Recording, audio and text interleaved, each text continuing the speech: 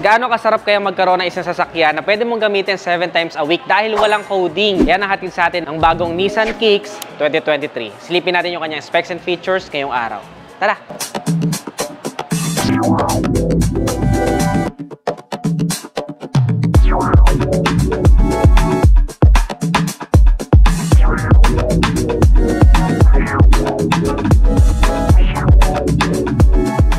Ayon nga sa EVIDA law, ang lahat ng mga EV or electric vehicle ay exempted na pagdating sa coding. At syempre, kasama dyan itong bagong Nissan Kicks 2023. Dahil EV na siya, garantisado tayo na exempted na siya pagdating sa coding. And proven and tested na yan, kaya dating to worry about. Lalo na sa Metro Manila, sa Makati. Goods na goods para sa mga laging on the go na maraming pinupuntahan na event, meetings. Kasi hindi na kayo mapipigilan ng coding. Madadala nyo na yung sasakyan nyo anytime within the week. Astig, diba? When it comes to the looks, hindi papahuli itong Nissan Kicks Nedicez. Kasi kung makikita nyo, napaka-presentable niya at napaka-pogi talaga. They really pay attention to details. May nakikita pa akong kicks dito na nakasulat. Tapos, minimal na lang yung mga chrome accent niya. Meron na lang dito sa part na to. At saka konti dito na nagko-complement naman dun sa kanyang LED na headlight. Plus, may LED rin siya na fog lamps. Meron din siya chrome accent dito sa may chin part. Pero, pagdating dito sa grill, all piano black plastic na lang siya with our very elegant na rare Nissan logo. Pagdating naman sa side profile niya, kitang-kita nyo naman na hindi maselan at pwedeng mandalhin kahit sa medyo mga bundukan itong sasakyan na to. Unlike kung medyo mababa sasakyan mo, medyo nakakailang, di ba? Pang city driving lang. Ito pwede din sa mga adventure dahil meron siyang ground clearance na 180 at saka 17 inches yung kanyang napakagandang wheels na yan. No? Napakalinis ng design nila, two-tone. At pag nakita nyo itong pearl white na kulay sa personal Nedicez, hindi nyo pa siya napapa-ceramic coating pero yung itsura ng paint job niya para naka-ceramic coating na. Ganun kaganda tong pearl white na kulay na to. We also have some e-power na embossed emblem na nakalagay dito para syempre kapag ka nahuli kayo, kitang-kita agad e-power. Meron din yan sa likod. Tapos nagustuhan ko rin na meron na siyang silver accent dito sa kanyang pinaka-side seal. Plus kung naka-top of the line ka, naka-black top pa yan, black roof, tapos may railings pa na built-in. So if kailangan mo magpa-modify at maglalagay ka ng gamit dito, pwedeng-pwede na. Ganda, di ba? Meron din siyang 41 liters na fuel tank capacity Nedicez. Pero sa 41 liters na yon, 980 kilometers yung kanya itakbo dahil 100% electric driven motor ang ginagamit nito. So, ang pinakasilbi na lang ng inyong gasolina ay para mag-recharge yung kanyang battery. They're also using lithium-ion na batteries na located dito sa mga upuan. Kaya makikita ninyo, may ventilation siya dito at fan para mapanatiling cool yung ating battery. Same batteries na ginagamit sa ating smartphone or even sa mga aeroplano, di ba? Ito yung mga batteries na usually ginagamit talaga. So, it is reliable. At ito nakakatuwa. Papakita ko sa inyo yung loob. Tara!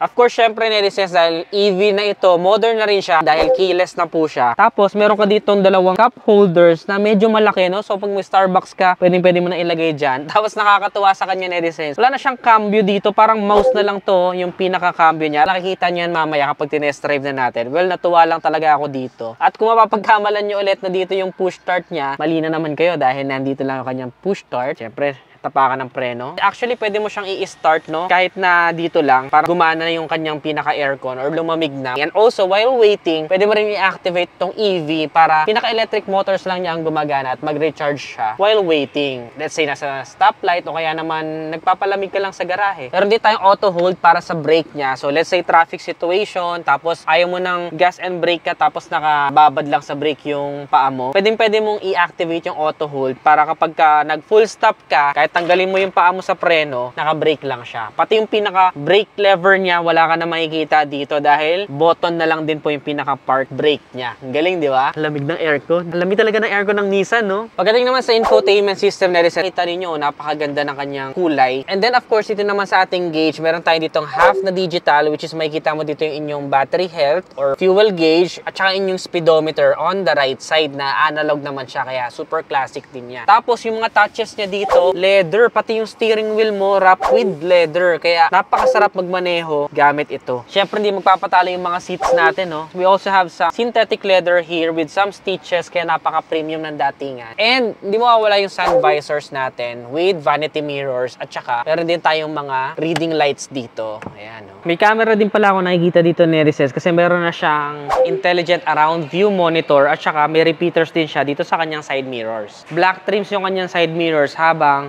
body color naman yung kanyang door handles. And of course, keyless na rin yung pagpasok dito. So, syempre, nadedetect niya din kung naiwan mo sa loob yung inyong smart key. Kaya, yung mga problema natin dati, nakalaman pa natin ng locksmith kapag naiwan natin yung susi doon, hindi na problema ngayon kapag ka naka-smart key ka na. Stig, di ba? Syempre, hindi magpapahuli yung kanyang rear part netizens. Kung makikita ninyo, napaka-pogi din niya. Nagustuhan ko na isang assembly lang siya dito. Tapos, tuloy-tuloy yung ilaw niya papunta dyan. So, parallel siya. Napaka-elegante niyang tignan. Tapos, minimalist lang. Meron tayong kicks dito na emblem. Nissan badge. Tapos, yung e-power kahit sa likod, ma-identify mo siya na e-power na siya. Of course, di mawawala yung ating wipers para sa likod. Lalo na ngayon na maulan. Napaka-importante niyan dahil yung ibang sasakyan, wala pang wipers sa likod. Meron din tayong shark fin antenna at saka may rear view camera. Buksan natin, syempre. May built-in na rin siya na tunog para hindi kitang-kita yung mga gamit nyo dito sa ilalim. And of course, meron din siyang assist light para kita natin yung mga inaasikaso natin. Lalo na kung medyo napapark tayo sa madilim na lugar. Wala siyang extra tires na i-assess kung makikita nyo. Pero meron siyang tire repair kit dito. Ayan, no? So, napaka-easy lang nito. Even yung mga beginners at saka yung mga lady car owners natin dyan, kayang-kaya tong sundan. Para siyang merong sealant dito. Tapos, meron siyang mobility kit. Tapos, nandito lang yung instructions niya. Napakadali lang niyang ayusin. Tapos, napakalaki din ng kanyang cargo space. Kasya nga ako dito sa loob. Oh. Kasya ako dito. Pwede kayo maglagay ng tao dito. Pero kung medyo mahaba pa yung inyong ilalagay, pwede namang i-fold. So, iaangat ko lang siya dito. Kabilaan. Yan, malalaglag na siya. Let's say, maglilipat kayo ng bahay. Pwede na yung mahabang gamit dito. Ayan, oh, tagusan na siya. Mas lumaki pa yung cargo space. Good din to sa mga nagbi-business. Let's check the rear passenger seat. TEDisense. So, dito, of course, leather wrap din siya. Medyo mataas lang yung center tunnel. So, dapat maliit lang yung inyong pupwesto dito sa gitna. Pero maluwag naman siya. Super spacious. Even sa headroom. Napakalaki pa ng space ko. So, even matatangkad yung iaangkas ninyo. Okay na okay. We also have some grab bars here na hydraulic. Up to 4 siya. Pati yung driver meron. Wala din siya ditong center armrest. Pero, ang maganda sa kanya, meron siyang dalawang USB charging ports dito na fast charger pa, no? Yun ang maganda sa kanya. Wala din tayong makikita ditong aircon vents. Pero, sabi ko nga kanina, napakalamig ng aircon ng Nissan. So, hagip na kayo ng aircon nung nasa unahan. Meron nga din palang cruise control ang sasakyan na to, netizens. At saka meron siyang safety feature na intelligent forward collision warning. So, kapag nakita niya na babangga ka na sa nasa unahan mo, mag-warning siya. At kapag umabot ka sa puntong babangga ka na talaga, meron din siyang intelligent emergency braking. Siya na mismo yung hihinto para sa'yo. Kung talaga nasa sitwasyon ka na bubunggo ka na. Let's say nakatulog ka, di mo nakita, yung sasakyan mo na hihinto para sa'yo. May hill start assist na rin pala siya. At saka kompleto rin yung kanyang SRS airbags. Meron para sa driver, sa front passenger, sa front sides, at saka sa curtains. So, bali 6 yung kanyang airbags. Tapos, in-apply din nila dito yung zero gravity na manual adjust seats na nakikita natin doon sa Navara. Meron na din dito. Meron din pala siyang mga bottle holders on either doors. Tapos, may chrome yung pinaka door openers niya. At naka-power window na rin para doon sa driver. Bago natin i-test drive, let's pop the hood. Tara, papayta sa atin ni Sir Mike yung engine bay. So, si Nissan Kicks po, we have 2 motors. Si gasoline engine and meron tayong electric motor. Si gasoline engine is, yun nga, nag-ano na siya, generate ng energy para mag-charge yung battery. Then, ito yung makikita dito is yung pinaka-electric motor and inverter niya. Then, yung pinaka-generator is nasa ilalim. What we have here is a 3-cylinder dual overhead cam, 12 valves, and of course, CVT na rin siya, 1,198cc to be exact. And ang recommended na fuel dito is unleaded na merong 91 octane. Lithium-ion yung ating batteries with the maximum power of 100 kilowatts or 136 PS and a maximum torque of 280 Newton meters. Drive modes niya. So ngayon, naka-normal mode. And wala tayong makikitang naalagay ng Eco or Sport. Next is Sport. So sa Sport, dito nga yung may e-pedal step. And yung third natin is Eco. Tapos paano nag-function yung e-pedal step? Nag-function siya pagka nag-gas tayo, gas pedal. Then pagka inangat natin yung gas, matic siya, 70% nung braking niya mag-activate. Parang kumbaga engine brake, yes. Pero since motor siya, parang electric motor brake, parang yes, gano'n. Tapos pagka full stop, syempre, kailangan na mag-brake. Ayun, pag full stop, okay. Then kagandahan sa kanya, when parking lang, press mo lang yung P, tapos pagka naka-seatbelt ka, automatic na rin handbrake. Okay. Tapos, pag i-drive mo, bababa mo siya. Baba lang, then down na to. Okay, sige. Copy. Sports mode na agad to. Wala nang warm up. Oh, smooth. Sir, try mo yung gas up. Wow! Yung e-pedal step niya, once na tigilan ko na yung pagtapak dun sa gas pedal, Nedisense, mararamdaman mo na parang inihihinto ka ng sasakyan para makatipid tayo, lalong-lalo na sa preventive maintenance, yung mga napupudpud yung mga brake pads natin, tsaka yung disc brake natin, di ba? Nawe-wear out yan eh. So, eto, dahil nga sa e-pedal niya, nakakatipid tayo dun sa mga wear and tear parts na yun pagdating sa braking system. So, iba siguro kasi, maganda din may explain yan, kasi baka yung iba, manibago, mararamdaman mo lang na gradual na hinihinto ka, pero hindi naman siya yung parang nakaka-distract na bigla ka na lang all of a sudden hihinto. Dahan-dahan ka lang niya ihihinto. At saka wala kang maririnig na parang screaming engine, sobrang tahimik lang niya. So para sa mga mahihilig dyan sa tahimik at payapang pagmamaneho, ito yung pwede ninyong pag-isipan na EV. Syempre, pwede kayo mag-sound trip kung gusto nyo mabuhay-buhayan, di ba? Grabe yun. Smooth din ng ano niya, pinaka-steering wheel niya, no? So, pag sa take ng corners, minimal lang yung body roll na nararamdaman ko. To think na puno pa kami dito. Napaka-comfortable niya kasi crossover din eh. Actually, isa nga mga crossover sa pinaka-komportable na pwede nyo imaneho. Kung priority nyo ay comfort, even dito, medyo may mga uneven na pavements dito para nalulusaw lang. Yung mga kalsadang hindi pa gawa, hindi magawa-gawa. Sasakyan nyo na nag-adjust, suspension na. Ayun o. Pero gamit na gamit yung e-pedal step na kasi hindi mo na kailangan mag-abang palagi sa brakes mo. Maliban na lang kung magpo-full stop ka, no? Ayan, pwede ka mag-abang. Mas accurate yung nararamdaman kong steering wheel niya. Kapag kung saan mo siya dalhin, andun agad eh, oh. Super accurate. Pwede na ng mga bagong labas talaga sasakyan niya. Yung mga lumang sasakyan natin may delay pa eh. Try kong overtake. Uy! Grabe, walang hesitation sa overtake. Kayang-kaya. Tsaka ang bilis mo lang din makabalik sa linya. Ganun ka-responsive yung kanyang steering wheel. Sobrang gaan ng steering wheel, oh, kahit one hand. Madaling iliko. Ito, may lubak. Parang wala lang. Ito, medyo may mga lubak-lubak ng konti. Okay, ramdam naman siya pero hindi yung parang nakakatakot. Alright. Try natin. Grabe, no? Lakas pala ng mga EV.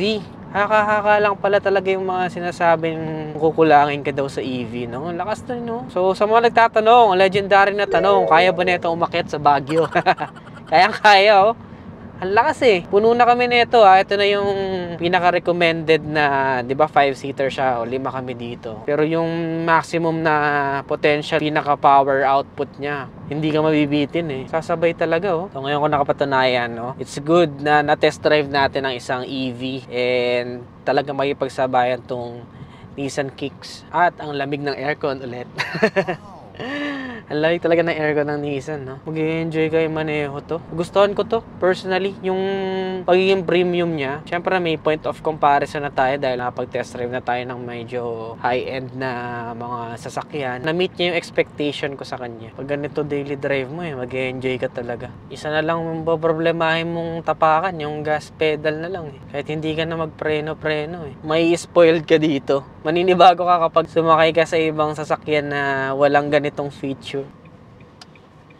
Kung gaano kalaki. Ang laki ng turning radius, oh. Hindi mo na kailangan bumelo ng malaki. Gusto ko sa Nissan eh. Ang laki ng turning radius nila. Doon sa mga naninibago, let's say, hindi mo gusto yung ganon, yung parang pala decision yung sasakyan mo magpreno. Pwede mo naman siyang in normal mode, na parang magsisilbi lang siyang regular na automatic vehicle, na hindi ka niya papangunahan sa pagpreno. Ikaw pa rin bahala doon sa preno. Pero mas nagustuhan ko yung may e-pedal function eh. Mas natripan ko.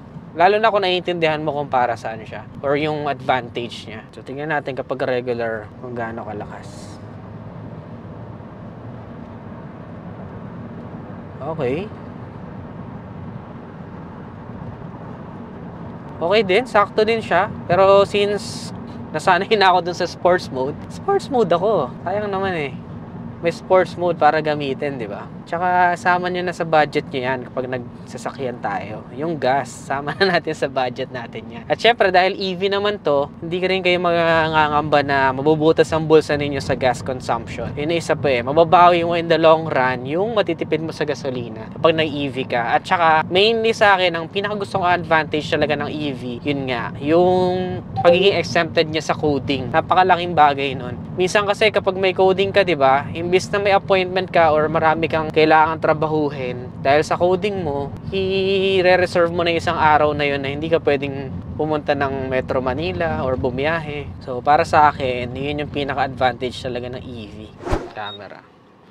Ayan. Isa pa sa mga nagustuhan ko sa kanya na license para sa mga newbie natin dyan na drivers, meron siyang around view monitor. Ayan o. Makikita mo yung mga nasa paligid mo, nasa likod mo, tas nasa unahan. Very accurate yan. Kung hindi mo pa tansya kung gaano kalapad yung sasakyan na minamaneho mo at nag-iilang ka pa sa mga gutter, makikita mo na dito. Accurate yan. No? Ito nga, feeling ko, dikit na ako sa kanya pero tingnan mo sa labas. Oh, luwag-luwag pa pala. May spoiled ka dito. Kapag ka nag-drive ka ng mawalang ganyang features, ninibago ka na, no? Tumaas na yung standard. At ayan na nga na-recess ang bagong Nissan Kicks 2023. At meron nga siyang SRP ngayon na High-grade Nissan day mga netizens. Itong Kicks VL natin, ang SRP niya po is 1,539,000 pesos. at available siya at pwede nyo i-visit dito sa Nissan Santa Rosa, available po units natin, all variants, all colors. Then, sa mga previous naman natin, then mga discount, pay nyo lang ako or message. Discuss natin lahat yan. Ano masasabi nyo dito sa bagong Nissan Kicks na-recess? Nagustuhan nyo ba siya? Comment nyo naman sa baba. Ano pang mga ibang sasakyan o motorsiklo ang gusto nyo mapanood next vlog? Comment your suggestions below. Kung nagustuhan mo to, don't forget to give this video a thumbs up, subscribe. Again, this is Nea Adriano. Always keep it cool and ride safe always.